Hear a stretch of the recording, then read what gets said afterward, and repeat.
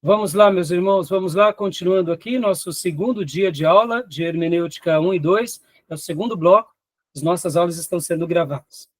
Então, continuando aqui o nosso slide que estamos apresentando, né? Falamos há pouco sobre as palavras de Heber C. de Campos, muito oportuna, por sinal, e agora a gente vai para a próxima apresentação. Deixa eu ler, compartilhar aqui com vocês. Aqui. A necessidade da hermenêutica. Leia para nós, Miriam, por gentileza, irmã Miriam. Você consegue ler, minha irmã? Tá muito pequenininha, não consigo não. Então, Júnior, faça as honras, meu irmãozão, por favor. A necessidade da hermenêutica. Poder da palavra escritura. A revelação de Deus. A palavra escrita. O uso da escritura na igreja hoje. Perigos, arrogância intelectual, preconceito, necessidade. Geral, né? 2 Timóteo 2,15, Neemias 8, de 1 a 7, comunidade. Comunidade particular, né? Atos 8, 27 a 35, indivíduos. Tá joia. Até aqui por enquanto, Júnior. Vamos ir ponto a ponto, como eu mencionei para os irmãos, a gente com bastante pausas, né? Então, a necessidade da hermenêutica, recordando que a hermenêutica é a interpretação, a arte de interpretar corretamente. O poder da palavra e escritura. Deixa eu dizer uma coisa aqui para vocês que eu aprendi com o professor José Ribeiro Neto. Eu tinha uma ideia, como muitos cristãos têm, errada sobre, principalmente o Novo Testamento. Eu acreditava que os apóstolos, né, eles tinham sido usados por Deus, mas enquanto eles estavam ali recebendo a revelação de Deus, uns tinham certeza, outros não tinham tanta certeza. Então, na minha cabeça, durante muitos anos, eu nunca duvidei que a Bíblia era a palavra de Deus, isso não, mas no momento da revelação, eu até me perguntava, será que, por exemplo, Lucas, quando ele escreveu ali, tanto o Evangelho de Lucas quanto Atos, será que ele tinha certeza que esse texto ia ser usado por todos os cristãos de todas as gerações? Então, dentro do meu coração vinha um pouco de dúvida, mas eu nunca gastei tanto tempo sobre essa questão. E um dia, há muitos anos atrás, eu conversando com o Ribeiro, ele falou uma frase que ali foi um divisor de águas para mim. E depois, lendo e estudando teologia sistemática com Gruden e tantos outros teólogos, uma das coisas que eles deixam muito claro é que nenhum dos escritores bíblicos teve dúvida. Todos eles tinham certeza que Deus estava se comunicando por meio deles. E essa frase, essa máxima, é um divisor de águas. Vamos pegar, por exemplo, Paulo. Né? Por quê? O poder da palavra escritura. Ou seja, a revelação de Deus, palavra escrita. Então, quando a gente tem dentro de nós que Deus quis, dentro do seu coração, com toda a sua sabedoria, ele quis um dia se revelar a um povo, e desse povo criar uma nação sacerdotal, e dessa nação sacerdotal revelar o Filho dele, que é o Salvador, e criar o projeto Igreja, e deixou um texto escrito como sua revelação, que é uma palavra escrita, e todos esses que foram canais dessa revelação tinham certeza que Deus está se comunicando com vocês por meio dessas palavras. É uma ideia muito forte isso, e quando a gente se apropria disso, eu diria, nós estamos fazendo uma hermenêutica correta. E isso é um divisor de águas que nos deixa muito, mas muito tranquilo. Porque se estamos na palavra, estamos no centro da vontade de Deus. Se não estamos na palavra, não estamos no centro da vontade de Deus. Quando a gente atribui que a revelação de Deus está na Bíblia, a gente blinda o nosso coração contra erros doutrinários, contra profecias, contra profetadas, contra sonhos, contra visões, e até mesmo contra manifestações espirituais que não procedem de Deus. Porque, irmãos, guardem isso. O sobrenatural não é exclusivo só de Deus, tá? Há um mundo sobrenatural que o próprio inimigo usa e ele se apresenta como algo de Deus, mas enganando milhares de pessoas. É por isso que existem as religiões. Estão entendendo? E se nós falarmos assim, não, que o sobrenatural só acontece no meio do povo de Deus, não é verdade. Existe sobrenatural no budismo, existe sobrenatural no hinduísmo, existe sobrenatural no espiritismo, no kardecismo. Agora, a grande questão é sobrenatural de que ordem e de quem? Aí é outra questão. Então, percebam, o sobrenatural não é uma coisa exclusiva nossa. O que é exclusivo nosso? É o sobrenatural santo. Aí muda tudo. O poder de Deus santo. Nesses outros lugares é um poder, mas não de ordem santa e não de ordem sagrada. É com outra procedência. Isso me faz lembrar, meus irmãos, um testemunho do próprio Martin Lloyd Jones. Ele conta em um dos seus livros que, certa ocasião, uma mãe de santo se converteu na igreja dele. E um dia, ao saber dessa mãe de santo, ele foi conversar com ela. E ela, né, como que foi a conversão dessa mãe de santo? Essa mãe de santo via que todos os domingos uma multidão enorme ia ouvir o pastor Martin Lloyd Jones pregar. E um dia ela falou, para onde vocês vão? Que todo domingo passa essa multidão. E aí as pessoas diziam, nós estamos indo ver o reverendo Martin Lloyd Jones trazer uma mensagem da parte de Deus a nós. Vamos conosco. E aí um dia ela falou, vamos. E aí ela disse que quando ela entrou na igreja, que viu aquele homem pregar, ela falou o seguinte, que ali ela sentiu algo que ela nunca tinha sentido na vida dela, que ela notou pela primeira vez um poder sagrado, um poder santo. E aquilo foi tão forte na vida dela, porque ela, como uma pessoa que era mediúnica, recebia espíritos e tinha experiências com o sobrenatural, ela disse, lá eu ouço vozes, lá eu sinto, lá eu recebo, mas nada se compara ao que eu recebi na igreja com o poder de Deus, por meio da pregação, por meio do culto que é feito a Deus. Ela disse que aquilo marcou o coração dela e ela começou, então, a buscar a Deus e falar, eu quero esse poder sagrado, que é revelado por meio do Evangelho de Jesus Cristo. E ali ela foi sendo lavada pela palavra, e ela deu um passo de fé, ela renunciou tudo aquilo que era da bruxaria, do espiritismo, e se converteu, e foi liberta da mediunidade. Ela não precisou ouvir um profeta, ela não precisou ter uma revelação, ela precisou ter um contato com a palavra, no ambiente da igreja, de uma igreja piedosa. E houve um poder que não foi do pastor, não foi da igreja, nem da denominação, foi o poder de Deus por meio daquela comunhão, como diz o Salmo 133. E quando o meu povo está unido, em comunhão, ali há a bênção do Senhor e a vida para sempre. E ela foi liberta, e ela reconheceu a Cristo. Então, quando nós temos essa clareza do poder da palavra por meio da Escritura, que essa palavra ela foi escrita, hoje a gente se apropria disso, o uso das Escrituras hoje. Ou seja, aí aqui o nosso irmão que montou esse slide, o professor, ele disse, há alguns perigos. Quais são os perigos? Arrogância intelectual e preconceito. Ou seja, as Escrituras hoje podem nos levar a uma arrogância intelectual. Eu conheço, logo eu sou aquele que interpreta e você não sabe nada. Ou ainda, para outros, preconceitos. E ainda aqui dentro desses perigos, o que eu poderia acrescentar também, irmãos, aqui dentro dos perigos? Eu poderia dizer que dentro do perigo também temos aquela questão do quê?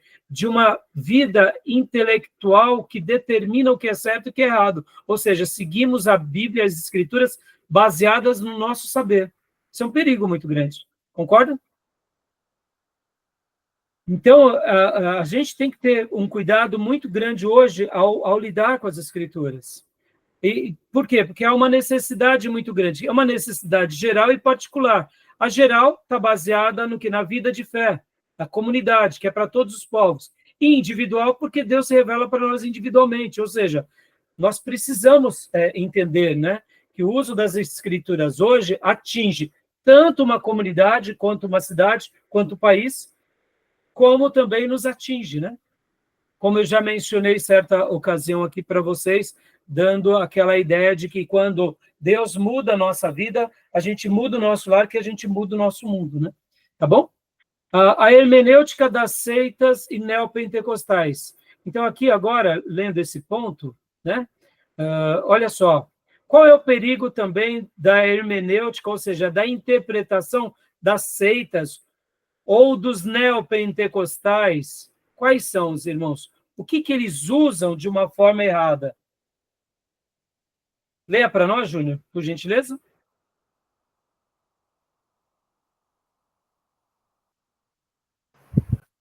Hermenêutica da seita e neopentecostais.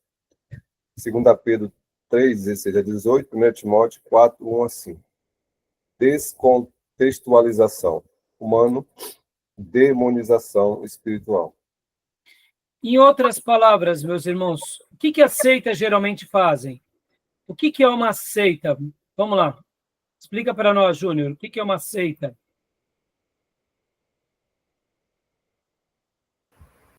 Uma seita? A gente teve aulas, lembra? Religiões comparadas? Sim. Uma seita. Uma seita. É um determinado grupo que tem uma interpretação particular contrária à Escritura. Exatamente.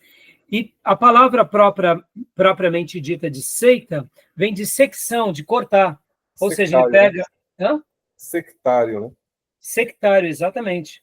Eles são um grupo fechado, né? Ou seja, eles se fecham, pegam aquilo que lhe convém, ensinam para os seus adeptos, distorcem, não tem uma leitura, ou seja, uma interpretação correta.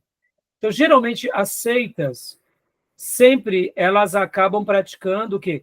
Leituras erradas, que se tornam o quê? Em heresias. O que é uma heresia? É um ensinamento errado, ou seja, uma doutrina errada. E aqui, quando falo os neopentecostais, percebam, irmãos, eu tenho um grande carinho pelos pentecostais, mas não faço das mesmas palavras para os neopentecostais. Porque os ou seja, os novos pentecostais, eles nascem do segmento pentecostal, só que eles distorcem o pentecostalismo. Então, a igreja pentecostal, claro que hoje, graças a Deus, hoje eles têm editora, muitos têm trabalhos excelentes. A Assembleia de Deus é uma igreja muito boa, por exemplo. Não estou dizendo que seja uma igreja que nós concordamos com tudo, né? Até porque nós somos batistas, eles são de uma outra denominação, mas, assim, a grosso modo, nas doutrinas principais, nós concordamos em praticamente tudo. Porque é uma igreja bíblica, que ama Jesus, que prega a palavra, que segue. O que muda o de nós para eles é que nós temos aquilo que chamamos um sistema de governo diferente deles.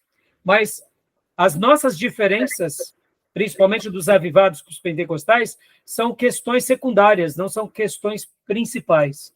Então, os neopentecostais não. Os neopentecostais criaram uma nova religião dentro do pentecostalismo. E, geralmente, eles fazem isso, eles têm essa descontextualização. Ou seja, eles contextualizam o ser humano de uma nova forma. Podem ver que muitos neopentecostais exigem de Deus. Se eu fizer a minha parte, Deus tem que fazer. Já ouviram essa frase? Já ouviram? Como que é que eles falam? Cobre a Deus, não é assim? Deus tem que fazer. Não é assim? Aí eu te pergunto, uma vez eu fui em uma visitar que o pastor falou assim, comigo é assim, irmãos, quando eu quero alguma coisa de Deus, eu encosto Deus na parede. Determina, né? Né? Não entendi, Júlio. Deus passou o empregado dele. Olha, essa frase do Tomé, né? Eu encosto Deus na parede. Irmãos, no mínimo, É de uma olha, arrogância. é de uma arrogância descabida, de uma irreverência. Quando eu era novo convertido, eu vi essas coisas, me estranhava. Depois de algum tempo lendo a Bíblia, eu já começava a me enojar. E hoje eu fico assim, horrorizado e para não dizer revoltado, quando eu ouço de um pastor uma palavra como essa. Alguém já disse que esses pastores neopentecostais, eles falam assim, Deus tem a obrigação de fazer. É o meu direito. É a obrigação dele. Aí eu te digo, quem é que está mandando em quem? Entenderam? Percebam, é uma descontextualização do humano. O humano passou a ser chefe e Deus passou a ser o quê? O vassalo. O vassalo, o empregado. Eu sou o suzerano, Deus é o meu vassalo. Irmãos, no mínimo insano isso. Concorda? É no mínimo insano. De valores, né? É. Inversão da pirâmide, ó. E o pastor Zé Ribeiro me ensinou mais uma coisa também aqui. Certa ocasião, ele estava dando uma aula na nossa igreja e ele falou sobre isso, quando alguém citou, né, sobre essas, eu chamo de petulâncias dos irmãos, quando eles começam, não, porque eu falei para Deus, eu não aceito. Aí o Ribeiro estava dando uma aula e ele falou assim, irmãos, o crente ele tem apenas 2 direitos. O primeiro direito é de não ter direito. E o segundo direito é de preservar pelo primeiro direito. Tá bom? Gostaram? E é verdade, irmãos, que direito nós Direito de permanecer calado. Boa, né? Não é boa essa frase do Ribeiro, eu amei. Então, eu gosto de citar, com quem fica reivindicando os seus direitos. Irmãos, Abraão dizia assim para Deus, quando Deus disse que ia destruir Sodoma e Gomorra, Senhor, não se acenda a tua ira contra o teu servo. Quem era Abraão, irmão? Abraão era o eleito de Deus. Ele dizia, Senhor, né? Só mais essa pergunta, Senhor. E a gente aqui está usando o quê? Pondo Deus na parede, usando de direito. Ou seja, o que é isso? Senão uma hermenêutica já baseada em princípios de seitas. Tá bom? Tá bom? Eu conversava com uma irmã que veio de uma dessas igrejas neopentecostais e eu falava para ela assim, irmã, me conta um pouco da sua história. E ela começou a contar a história dela, né, das experiências dela, e eu falei assim, irmã, eu não vou dizer para a irmã que muitas pessoas que se convertem que nem a irmã, que a conversão delas não foi genuína. Eu não acredito nisso. Eu acredito que muitas pessoas que entram nessas igrejas têm uma conversão genuína. No entanto, a liderança que cuida dessas pessoas é uma liderança corrompida. Do líder ao menor pastor. Porque o pastor ele começa a ter o quê? Um contato maior com a Bíblia e agora ele começa a cuidar das pessoas. E querendo ou não, ele se torna indesculpável. Então, eu tenho muita paciência com as ovelhas. Tenho paciência se esses irmãos viessem querer tirar dúvidas, mas eles são arrogantes. Por quê? Porque eles já se tornaram o quê? Pessoas que desfiguraram o papel deles com relação ao papel da sua humanidade diante de Deus. Eles se sentem reinventores da roda, sabe? Eu estou reinventando uma roda redonda. Como já dizia meu pai falava, está andando para trás, está achando que está fazendo algo novo. Desde que o ser humano é ser humano, se anda para trás e acha que está inventando as coisas que Deus passa para trás. Sabe assim? Reinventando a roda. Né? A segunda coisa, né, Júnior? Leia para nós aqui. Só um detalhe, né? Eu vi um podcast do um bispo lá da Renascer e estava um pastor da Batista. E o mediador estava conversando com os dois e chegou um momento que era nesse assunto aí. E ele não aceitava que o pastor da Batista falou, não, meu amigo, a gente tem que pedir a Deus, se Deus quiser. Ele falou, não é assim, não, a gente tem que determinar, a gente tem que se apossar. Foi ridículo. É ridículo. Júnior, sabe? E é por isso que eu falei, irmãos, de igrejas cheias de pessoas vazias. Porque uma coisa é você ter convicção da vida, convicção dos seus ideais. E outra coisa é você misturar as convicções da vida com o sobrenatural de Deus. Sim. Sim. O próprio Jesus deixa claro isso, que Deus realiza o que Ele quer, como Ele quer, na terra e no céu. Sim, sim. Seja feita a tua vontade, assim na terra como no céu. Ou seja, eu estou aqui para seguir a vontade do meu Pai. Sim. E Deus deixou para nós, sim, orarmos, pedirmos, mas aguardarmos. A gente sabe disso, é ridículo. E aqui, né, Júnior, lê para nós essa última linha? Tá ok. É a demonização espiritual. Ou seja, tudo é demônio, né? Essa irmã que veio de uma igreja neopentecostal, eu falei assim, irmã, você foi vista como rebelde lá, né?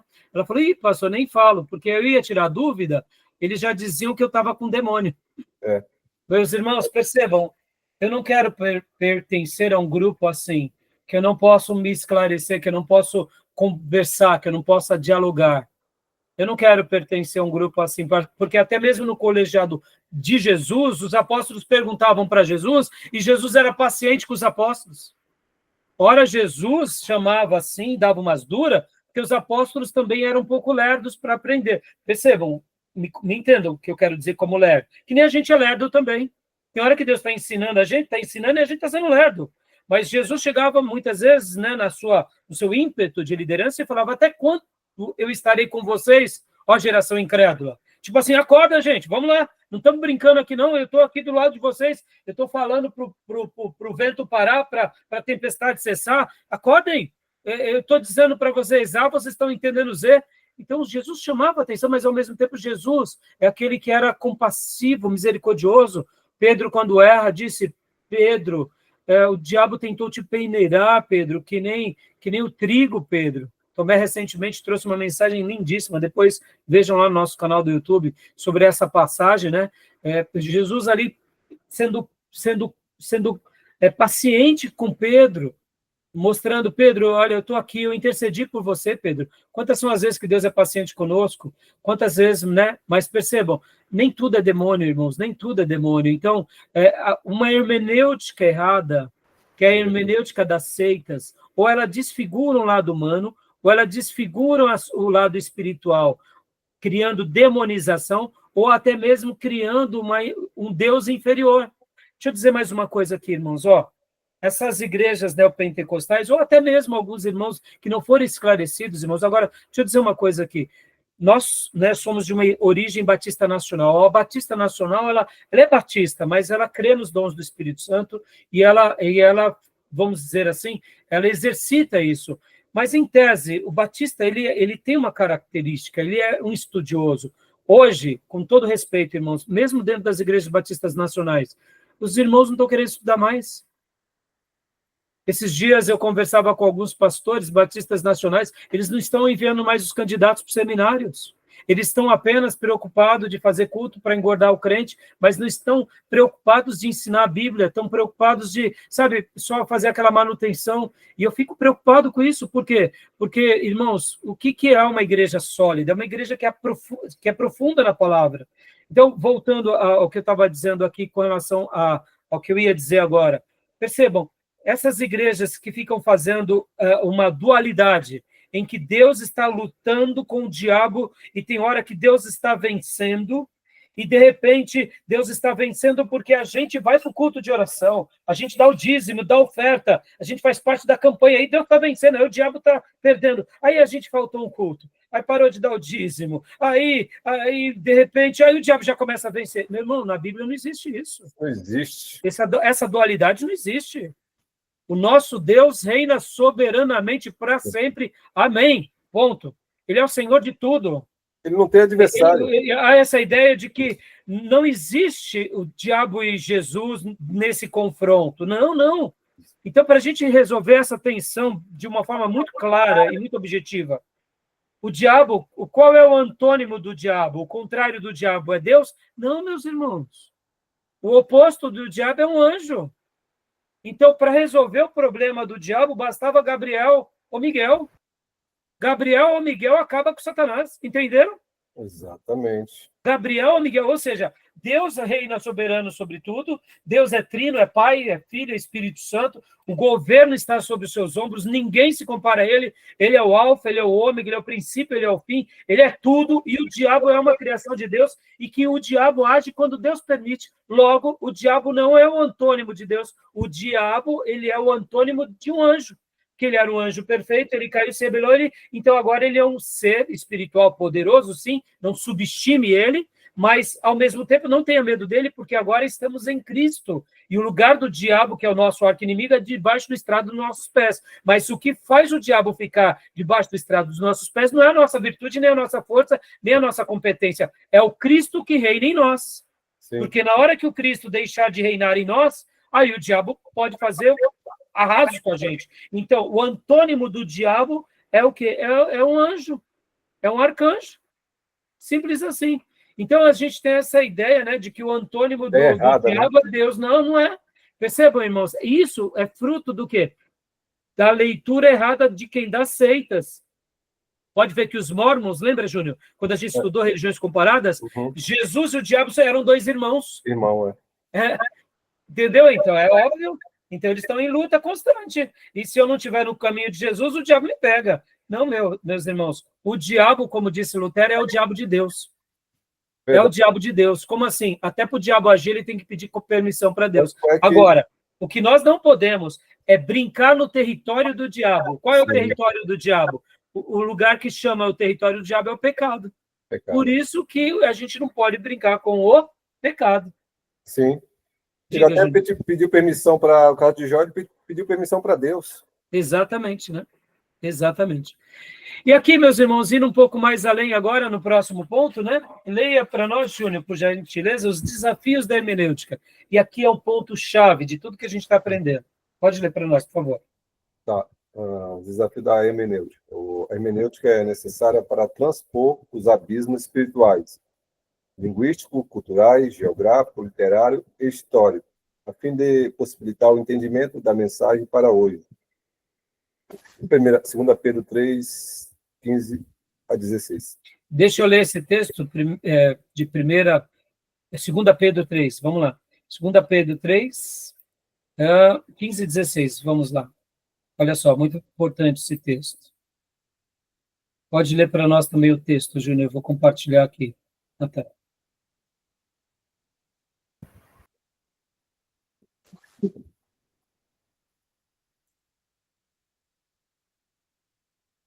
Opa, 1 Pedro 3... 15 a 16. 15 e 16, isso. Deixa eu aqui. Pode ler. E tende por salvação a longanimidade de nosso Senhor, como também o nosso amado irmão Paulo vos escreveu, segundo a sabedoria que lhe foi dada. Como faz também todas as suas epístolas, nelas falando acerca dessas coisas, nas quais, né? Nas quais. Nas quais há pontos difíceis de entender, que os indoutos e inconstantes torcem, como fazem também com as outras escrituras, para a sua própria perdição.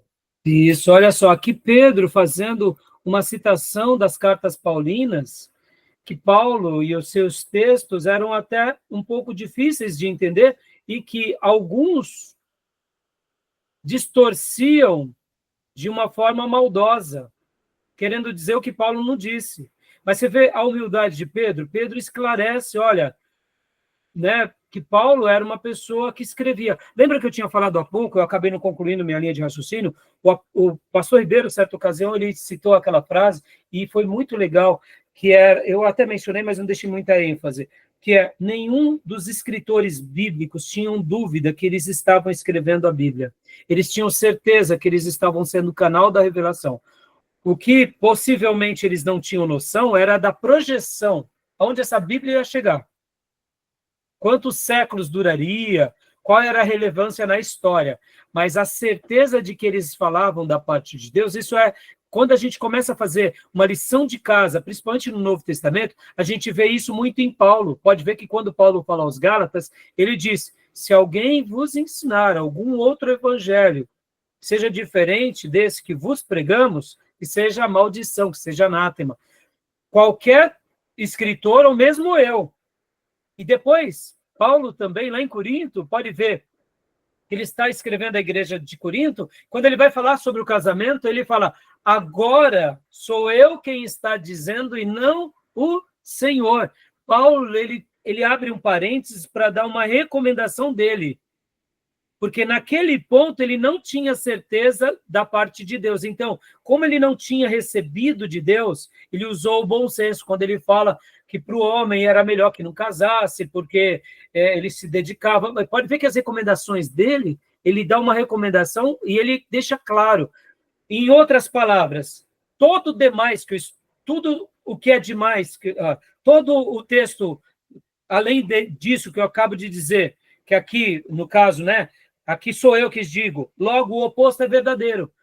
Todo o demais é revelação sagrada. Era como se Paulo estivesse dizendo, ó, tudo que eu escrevi para vocês é o Senhor dizendo por meu intermédio. Exceto isso daqui. Porque isso daqui é uma opinião minha para vocês, tá bom, meu povo?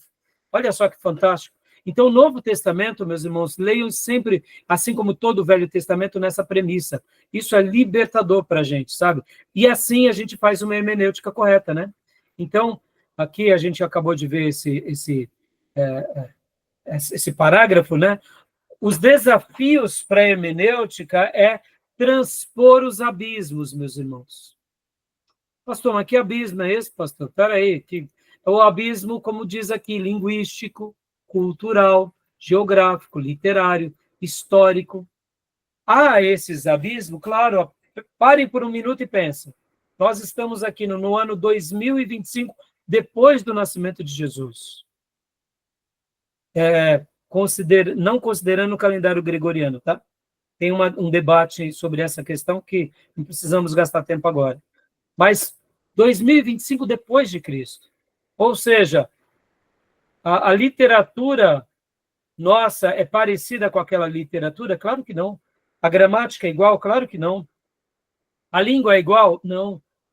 A cultura, totalmente diferente. Já se passaram tantos acontecimentos, somos ocidentais. Tivemos a influência do catolicismo sobre o Ocidente. A gente aprendeu nas aulas de história eclesiástica agora a maneira em que a Igreja Católica Apostólica Romana influencia o Ocidente. Fomos influenciados pelo Ocidente, fomos influenciados por o quê? Pela cultura romana. A questão geográfica, estamos aqui no Brasil hoje, por exemplo, nesse calorão. Quantos graus está aí hoje, gente? Né? Quantos graus está? Hoje está aqui, ó, 26 graus, numa noite de 26 graus, um calor violento. Né? Ou seja, olha que diferença. Então, esses abismos, eles existem. Se nos dias de Pedro falando sobre Paulo, já tinha certos cuidados, imagina hoje o nosso cuidado. Por isso que a gente não pode ter uma fé ingênua, né? E quais são esses abismos aqui para a gente delineá-los muito bem? Leia para nós, Júnior, um a um, para a gente debater. Quais são esses abismos?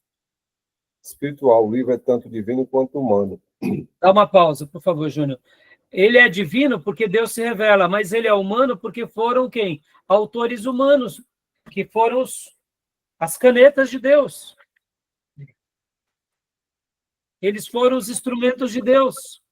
Então, percebam, é espiritual, é divino, não temos dúvida. Mas Deus quis usar quem? Pessoas. Então, há um Paulo que escreve, há um Pedro que escreve, há uma igreja que recebe, há um povo judeu, há um Abraão, há um Moisés, há um Davi. Dias atrás eu aconselhava um irmão, e o irmão chegou para mim, estava passando por uma crise muito grande, e ali ele estava passando uma crise, uma das coisas que eu disse para ele foi assim, falei, filho, essa sua crise, ela nasceu principalmente porque você está numa igreja tão bíblica, tão ajeitada, uma igreja que tem uma teologia tão bíblica, só que você está esperando que os irmãos sejam anjo. Vosso pastor não é anjo, irmão. Se fosse seu pastor, é ser humano. Não olhe ele como um anjo. A esposa do seu pastor não é anja. Os irmãos, e aí ele relatou uns episódios. Ele falou, pastor, um dia eu estava lá num momento de comunhão com os irmãos e de repente eles começaram a desabafar. Quando foi ver, eram obreiros e líderes até falando um pouco a mais do outro e tal. Pô, pastor, eu fiquei triste, sabe?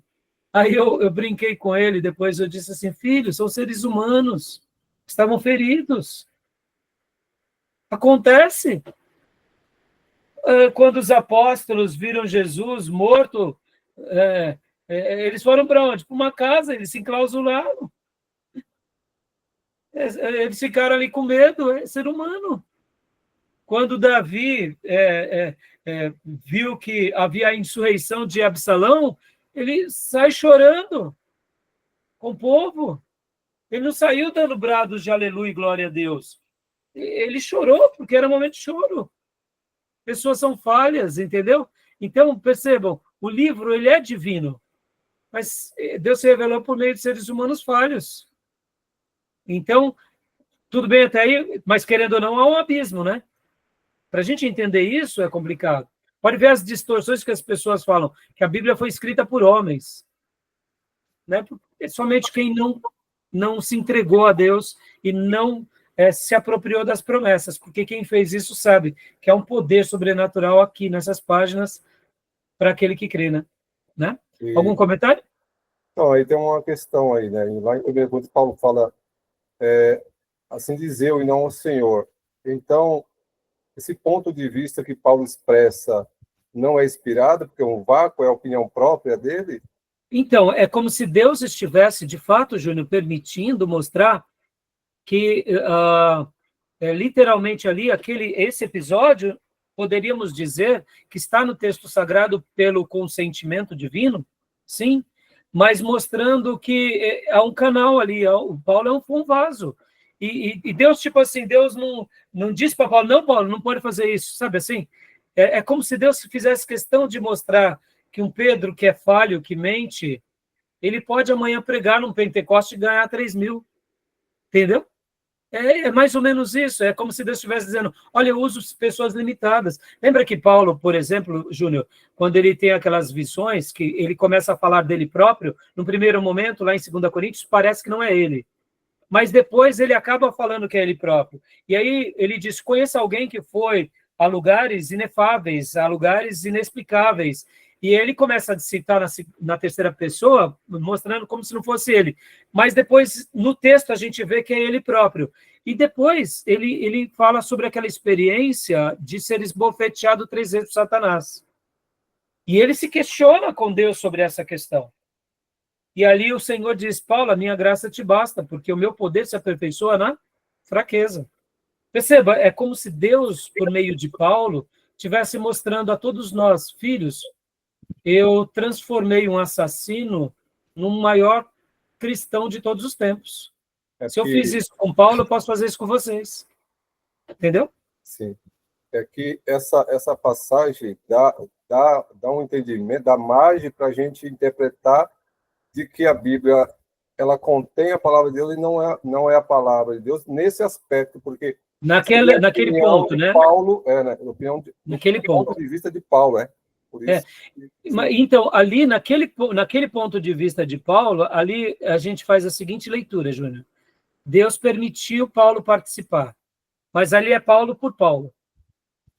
No entanto, o oposto é verdadeiro, porque quando ele fala, aqui digo eu e não o Senhor, logo, em todo o demais é o Senhor. É como se ele estivesse dizendo, gente, prestem atenção, estou escrevendo para vocês 1 Coríntios, 2 Coríntios, e vocês vão estar estudando, os irmãos que entraram agora no seminário, quando a gente chegar à introdução do Novo Testamento, vocês vão ver que existia um 3 Coríntios e talvez um 4 Coríntios. Olha que interessante. Ou seja, 2 cartas de Paulo se perdem, porque Deus permitiu que se perdesse. Mas 2 delas foram preservadas. Então era como se Paulo estivesse dizendo, minha igreja, presta atenção, quem está falando com vocês é o Espírito Santo, só está usando a mim. Então, qual que é a leitura que eu gosto de fazer, Júnior? Quando eu gosto de ler o texto bíblico? Geralmente eu gosto de dizer assim, irmãos, vamos ver o que o Espírito Santo disse para nós através de Jeremias, disse para nós através de Davi, disse para nós através de Paulo. Porque foi isso que aconteceu, né? Não foi Paulo só o instrumento. Paulo só foi o canal que interage e participa da revelação, mas ele é como sendo conduzido pelo Espírito, né? Então, nesse texto, a gente entende que Deus ele permitiu Paulo expressar a opinião dele. Concorda que se Deus não quisesse que Paulo expressasse, Deus teria dito para ele, porque ele tinha muita comunhão, né, Júnior? Então, Deus permitiu, para mostrar isso que a gente acabou de ver, essa interação, né? Então, mas todo o demais escrito de Paulo e dos demais escritores podem ver que eles escrevem com propriedade, falando em nome de Deus, né? Tá bom?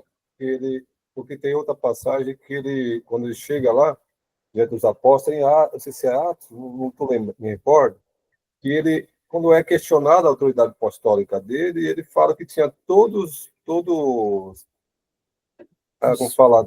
Os pré-requisitos, né? Tinha todas, né? As chancelarias, né? Todas... as credenciais. Credenciais, essa palavra. Isso.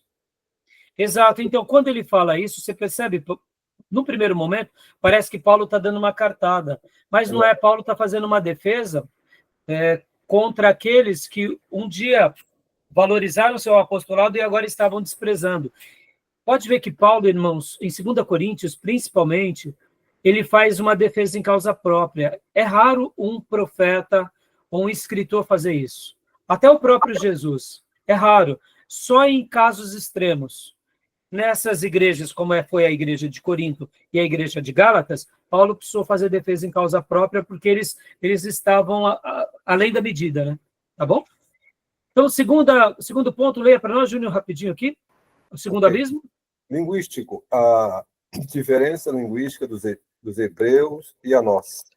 Então, meus irmãos, isso é um fato, porque a Bíblia foi escrita em hebraico, com algumas porções em aramaico, e o Novo Testamento em grego. E nós falamos português, né? Talvez vocês já ouviram a expressão, o fulano está falando grego? Ou seja, algo que não que não, a gente não entende, né? Que não se consegue compreender. Então, terceiro abismo. Cultural. Diferença entre culturas dos povos bíblicos e a nossa. Muitas diferenças culturais. A gente pode ver a história do povo hebreu, depois o Reino Unido, o Reino Dividido, depois as diásporas, os cativeiros, o regresso, depois o Novo Testamento, ou seja, são muitas culturas na própria Bíblia, e hoje a gente está 2000 anos depois brasileiros, ou seja, uma outra cultura. Por isso que esses abismos são difíceis de fazermos uma ponte, né? E a gente tem que dar o direito de dúvida, que é complicado, que não é fácil, né? A outra questão também, outro abismo. Geográfico, né? Essa questão cultural é interessante, porque você pega o texto lá no seu original e dentro daquela cultura judaica, o próprio judeu tinha, por exemplo, a gente pega a passagem do jovem rico, pegamos de Zaqueu, a cultura dos judeus, eles entendiam que uma pessoa que era rica, próspera, tinha um favor de Deus. Olha como era a questão cultural deles. Então... E, inclusive, Júnior, dentro dessa premissa, por que Deus, muitas vezes, no Velho Testamento, abençoava também com riquezas, com posses? Tinha um propósito divino para formar o povo, para criar uma nação, né? A gente sabe dessa relevância, né? Então, você vê, na revelação de Deus, isso, num dado momento, fez parte. Sim. Depois, no Novo Testamento, a gente já vê uma retomada desse sentido. Sim. Pode ver que Jesus vai na contramão desse pensamento. Ele quebra o paradigma, né? Ele quebra o paradigma. Ele nasce numa manjedoura, ele tem pais que são pobres, o pai de Jesus era um operário, a mãe de Jesus não era de família nobre, o ministério de Jesus, ele não participou do colegiado do rabinato, ou seja, ele não fez parte das escolas daqueles dias, nem dos grupos seletos, ou seja, ele quebra o paradigma, em todos os sentidos. Por quê? Porque no Novo Testamento, aquela história da revelação do Velho já estava pronto para a grande verdade, que era a verdade espiritual. Exato. E aí vem, então, essa grande revelação. Por isso, olha aqui que interessante, Júnior. Por isso que, dentro da história do cristianismo, quando a gente vê alguns grupos, por exemplo, principalmente de monges católicos, votos de pobreza, eles estão até um pouco mais próximo do Novo Testamento do que a turma do Velho Testamento.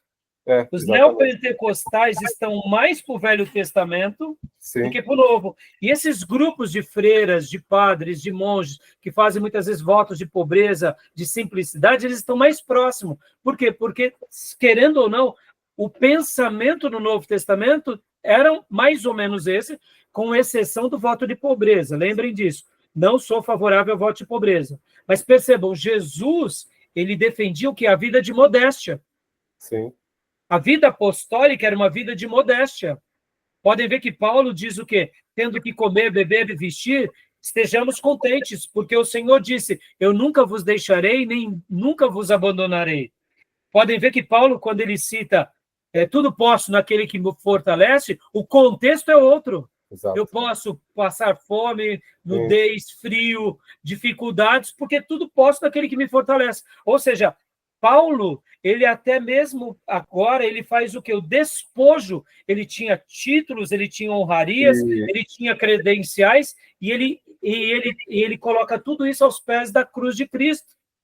Por quê? Porque o mais importante para ele era agora ser o quê? Um pregador, mesmo humilhado pelos seus, perseguidos e odiado pelos seus. Ou seja, percebam, não é o voto de pobreza. O voto de pobreza nasce no catolicismo, mas a vida de simplicidade que os monges, como a gente aprendeu lá com os pais do deserto, como a gente aprendeu com o próprio Agostinho de Hipona no Ocidente, com o próprio Benedito, o que nascem os beneditinos de uma vida de simplicidade, tem muito mais a ver com o Novo Testamento do que o oposto.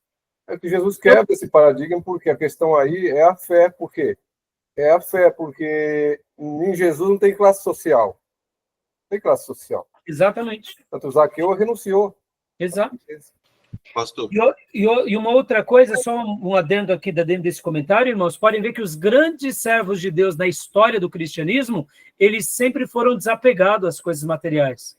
Isso não significa que eles não sabiam lidar com a administração financeira. Podem ver, Billy Graham viajava o mundo todo, podem ver na história do cristianismo, Wesley, ele tinha uma influência muito grande, era um erudito, o próprio George Whitefield, um catedrático. Então, mas percebam, eles não colocavam o dinheiro como algo principal. O próprio John Wesley tinha uma vida de modéstia. Charles Haddon Spurgeon, lá no tabernáculo metropolitano, ele era uma pessoa ilustre, mas ele não fazia desse fator que Deus o colocou como algo de vaidade. Todos vocês têm que ser como eu, próspero como eu. Não, ele colocava isso à margem de Cristo, ele glorificava Cristo. Ou seja, na história da Reforma Protestante, desde de Lutero e depois principalmente com Calvino, ali em Genebra, dizem que Genebra virou quase que uma igreja do Novo Testamento em Genebra. Ou seja, eles remontaram a Alemanha, como principalmente Genebra, como foram na igreja primitiva. E eles não se vangloriavam. Calvino não era uma pessoa arrogante, porque viu Deus prosperar, soberba. Eles colocavam tudo isso à margem de Cristo. Isso acontece com todo pastor piedoso.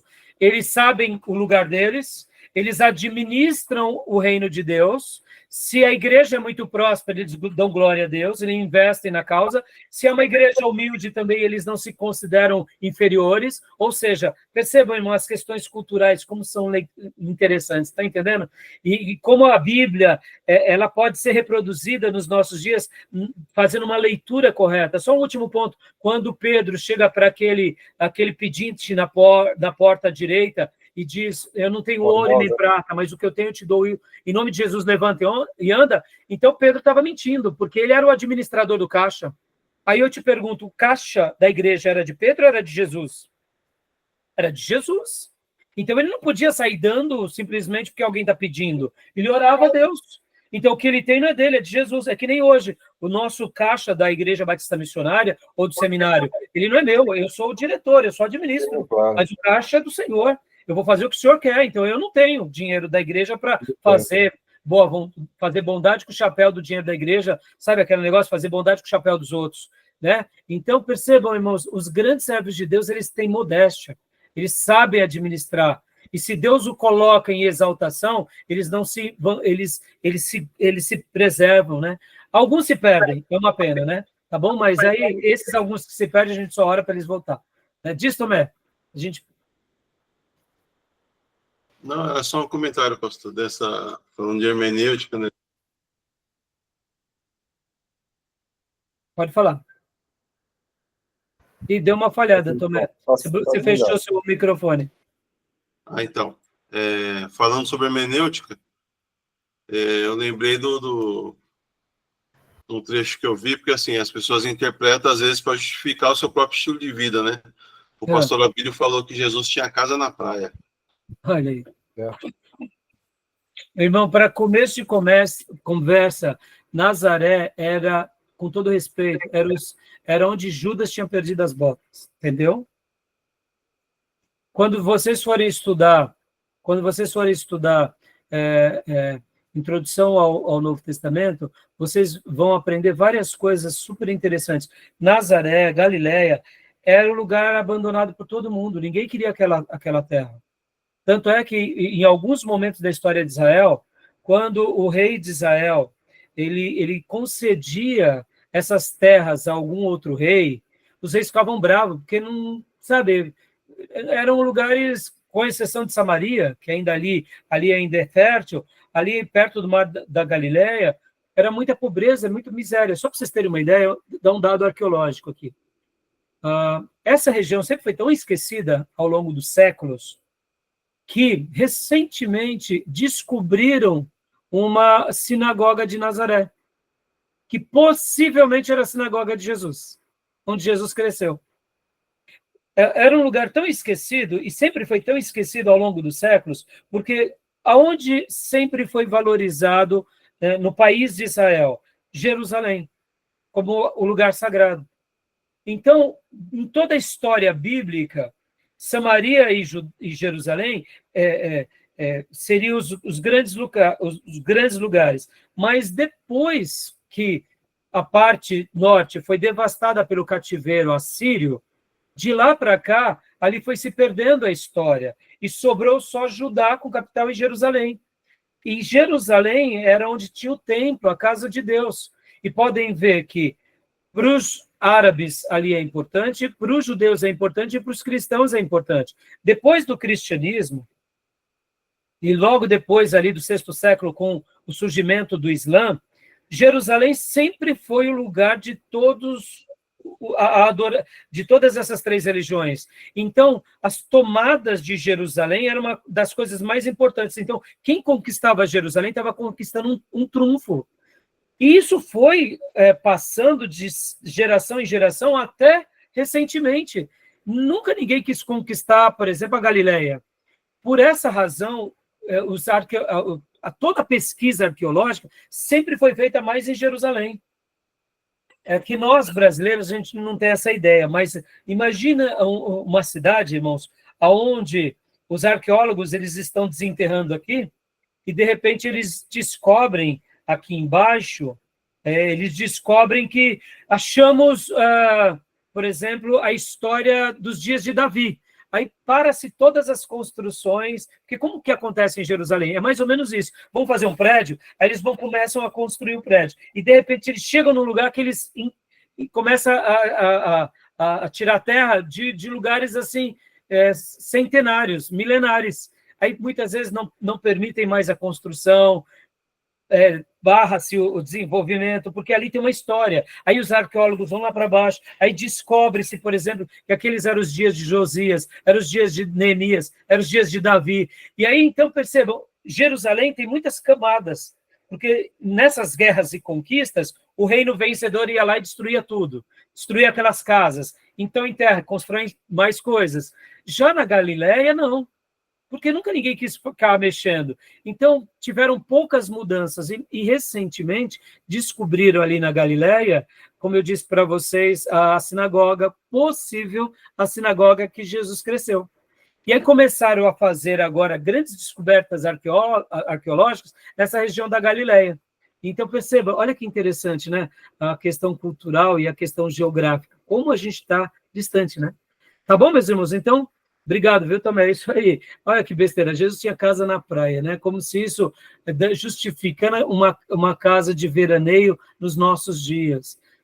Quanta tolice, né, irmãos? Não precisa disso, não, umas besteiradas, né? Leia aqui para nós, rapidinho, Tomé, para a gente encerrar esse módulo, né? Esses três demais abismos, né? Geográfico. Geográfico. Estamos a milhares de quilômetros das regiões onde se deram os acontecimentos bíblicos. Ou seja, né, não tem nada a ver, meus irmãos, olha a nossa geografia deles.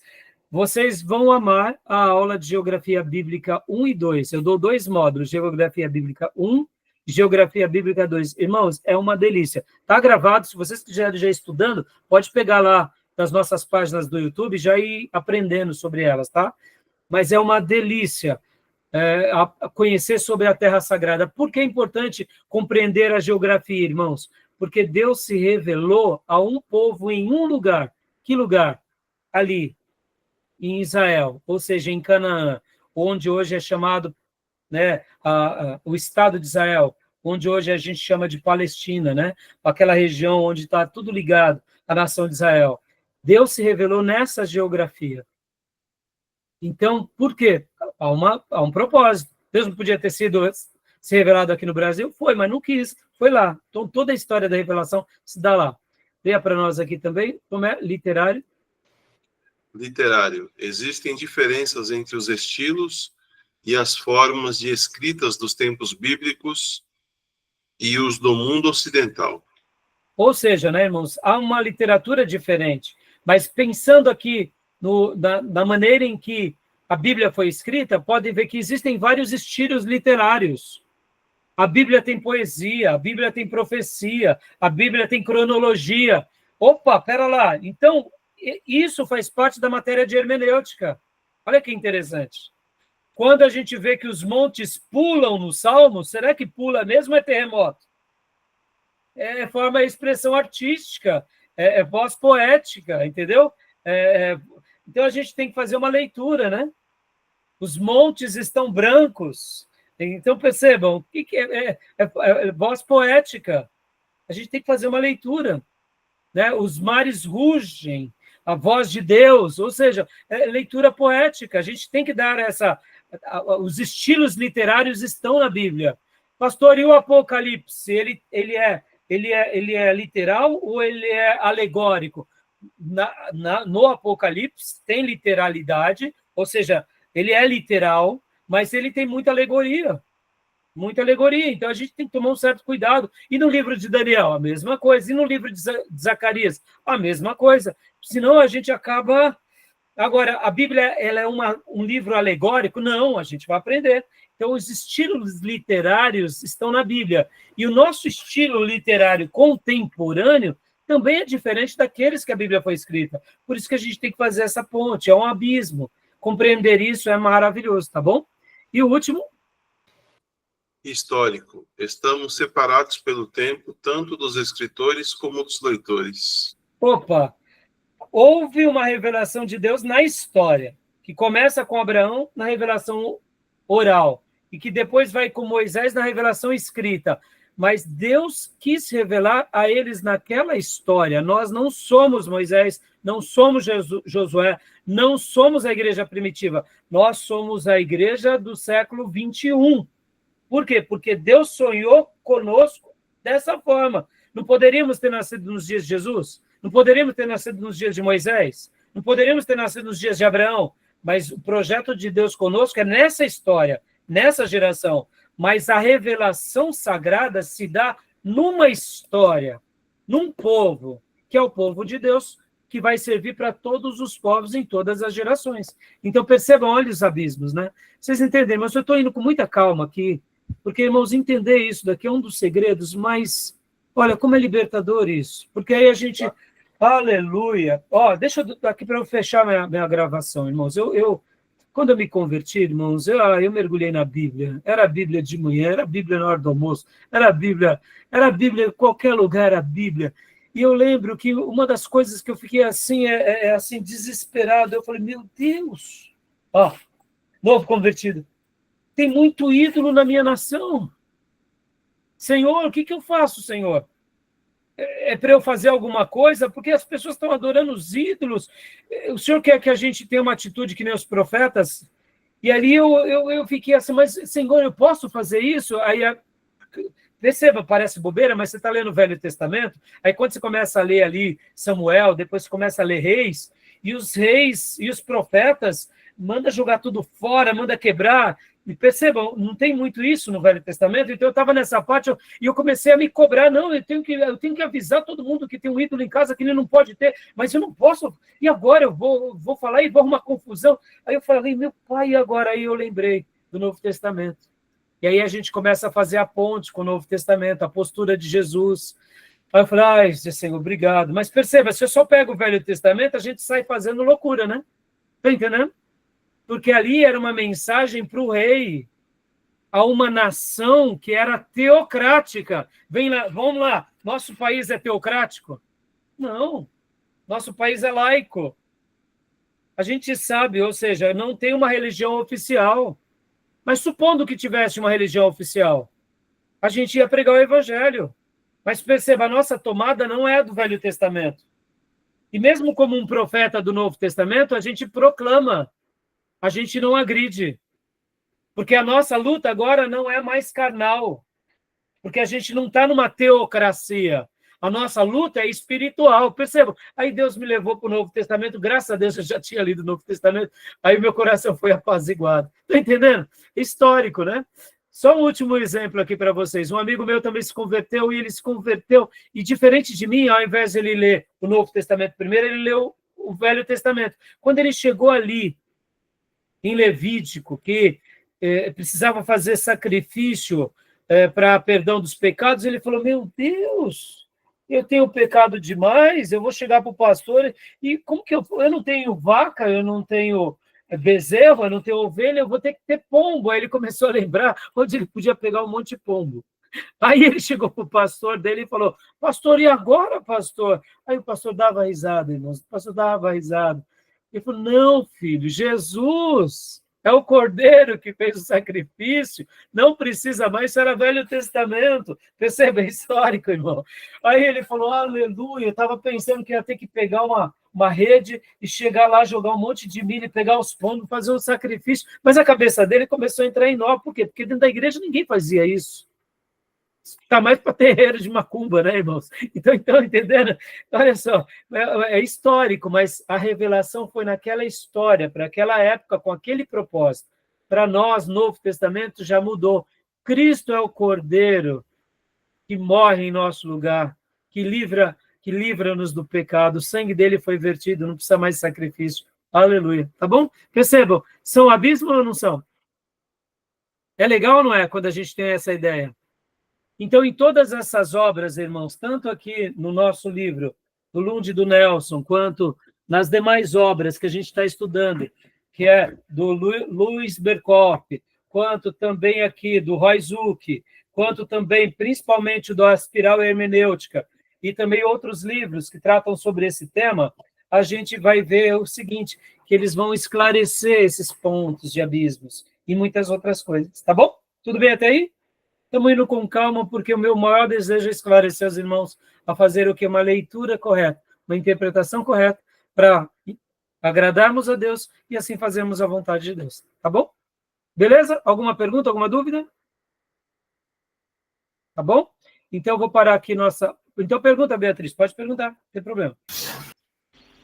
Coisa que eu tenho dúvida nessa parte, tanto do livro que ele é sagrado e humano, as pessoas questionam muito, falando que Deus só escreveu os 10 mandamentos. Então, se Deus escreveu os 10 mandamentos, por que ele escreveu tudo, né? Isso é algo difícil da gente entender também. Então, porque nem todo mundo quer acreditar que Deus quer usar pessoas. Porque se Deus abrir digamos, um parênteses, ali naquele momento, ele pode ter escrito tudo. Claro. E por que Deus escreve, Beatriz? E por que Deus escreve os 10 mandamentos e para ali? Ele não poderia ter escrito tudo? Poderia. E por que ele escreveu os 10, entregou a Moisés, e logo na sequência disse a Moisés, agora escreva. Aí onde entra a grande questão. É ali com Moisés, com os 10 mandamentos, que começa a revelação escrita. Como Deus estava mostrando o seu poder ao seu povo, ele inaugura a revelação escrita, ele mesmo escrevendo com o seu dedo sobre a rocha e entregando a Moisés. Ele inaugura a revelação escrita. Mas agora ele para nos 10, porque os 10 é a síntese dos 5 primeiros livros. E vai ser a grande síntese de todo o Velho Testamento e do Novo Testamento. Porque quando a gente cumpre os 10 mandamentos, a gente chega nos 2 grandes mandamentos. Podem ver que os 10 mandamentos, ele é dividido na primeira parte em como obedecer e amar a Deus. E na segunda parte, em como amar o próximo. Pode ver que a síntese dos 10 mandamentos é o resumo dos 2 grandes mandamentos. Podem ver que os primeiros mandamentos é: não façam ídolo, honre-me, obedeça-me, tema-me, creia em mim, me siga, né? Pode ver. Depois Deus vem e começa a falar para não mate, não roube. Esses outros mandamentos têm a ver com a nossa relação com o próximo, com o amor ao próximo. E os primeiros mandamentos, nossa relação com Deus. Então, Deus inaugura a revelação escrita para mostrar, eu que estou fazendo. Perceba, olha o contexto histórico.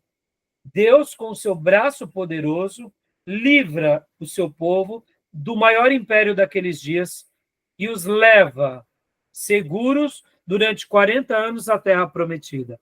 Isso é o poder. E nesse contexto, começa a dar as suas leis. Para quê? Para que essas leis começassem a ser as revelações escritas para esse povo e para todos nós. Porque hoje, Beatriz, qual é a importância do Velho Testamento para nós? O Velho Testamento tem uma lição espiritual, porque, por exemplo, nós não precisamos mais circuncidar. Mas o nosso coração precisa ser circuncidado. Olha só. Hoje a gente não precisa mais ter o sábado, mas hoje a gente dedica um dia de adoração a Deus, mas na realidade esse dia é só uma síntese do que Deus é todos os dias da nossa vida, porque Ele é o Senhor de todos os dias. Então perceba, então o Velho Testamento ele não tem mais aquele peso como sacrifício, porque ele apontava para Cristo, mas hoje ele tem uma representação espiritual e poderosa. Podem ver os profetas, ao obedecerem a Deus, ao se sacrificarem em obediência, deixam uma mensagem para nós no Novo Testamento. Porque qual que era a Bíblia da igreja do Novo Testamento? Era o Velho Testamento. Eles só faziam a leitura correta, porque agora o Filho de Deus estava entre eles. A transição, né? A transição. E agora eles foram presenteados como o quê? Como também canais dessa nova revelação. Escrevam ao meu povo. E olha só que lindo, Beatriz. Eles escrevem em primeiro lugar para os judeus e depois para as igrejas gentias. Porque agora Deus salva gentios. Olha que lindo. E o evangelho chegou aqui. Então não é mais um projeto com o judeu. É um projeto que nunca foi só um projeto de judeu para judeu. Era um projeto de judeu para todas as nações. E agora a igreja veio cumprir esse projeto pelo qual Israel falhou. Deus levanta a sua igreja e envia a todas as nações. Por isso que a igreja também é o Israel espiritual. Né? Nós somos o Israel espiritual. Perceba, então a escrita, Beatriz, quando Moisés é intimado por Deus, e Moisés começa a escrever, e os demais profetas, percebam que Deus ele fala com muita clareza. Diga ao meu povo, fale, aí o povo vai lá e faz, e o povo vai e escreve. E é por isso, né? Então, isso é muito legal. Por isso que é uma questão de fé, viu, Beatriz? Por isso que a gente, quando uma pessoa diz que não é verdade, tá bom, então é uma pena para você, não é? Então, eu vou continuar crendo, eu vou continuar seguindo. E aí, quando a pessoa vê a Bíblia se cumprir na nossa vida, a gente diz, eu disse, é isso mesmo. Tá bom? Beleza? Tem uma moça do meu trabalho lá, que ela é bissexual, né? Ela é mais voltada para o espiritismo. E outro dia ela me fez esse questionamento sobre a autoria da Bíblia, de ter sido escrita por homens e ter tantas igrejas, várias prega do jeito que interpreta. Eu falei, não, de fato, tem interpretações, mas isso quer dizer que não é uma verdade. E a verdade é uma só, é o que está escrito na Bíblia. né? E ela continuou assim, questionamento. Eu falei para ela assim, tudo bem, esquece por um momento os pastores e a Bíblia. Eu falei para ela assim, eu creio no Deus da Bíblia. Eu falei para ela, você crê que Deus é o criador de todas as coisas? Ela falou assim, eu creio. Eu falei, você crê que ele é todo poderoso? Ela falou, eu creio. Eu falei, então por que você vai se prostrar a qualquer outra entidade que não seja o Deus Todo-Poderoso? Aí ela ficou olhando para mim assim e não respondeu. Exato, Tomé. Exato. E é isso aí, a gente, por isso que nós proclamamos o Evangelho, nós não somos o Evangelho. É uma questão de fé. A pessoa está duvidando, deixa o tempo de depois que a gente rega de oração. Tá bom? Beatriz, esclareceu? Sim, Tudo bem? e o engraçado é que as pessoas selecionam, né, aquilo que elas querem acreditar. É. Só os 10 mandamentos, mas depois crê em Jesus, sendo que Jesus também não escreveu nada. É estranho, né? É estranho. E as pessoas, Beatriz, geralmente elas querem uma religião para massagear o ego. Pode ver, toda religião permissiva ela é mais palatável. Se eu posso fazer tudo o que quero, logo eu quero essa religião, porque ela me satisfaz. E aí eu digo, será que Deus se revelou assim? Olha, eu vou fazer tudo o que você quer, vou realizar todos os seus sonhos. Eu serei o Papai Noel, bonachão que realizo e te dou um presente a cada dia. É assim? Né? A mensagem de Deus é outra, né? Pegue a sua cruz, siga-me, negue-se dia a dia. Quer conhecer a verdade? É essa. Não tem outra, né? Deus liberal, né? É um Deus liberal. Tá bom, meus irmãos? Então vamos parar aqui e vamos para o último bloco. O nosso último bloco vai ser bem curtinho, tá? Vai ser bem curtinho, só para a gente cumprir tabela, tá bom? Beleza? Vou parar aqui.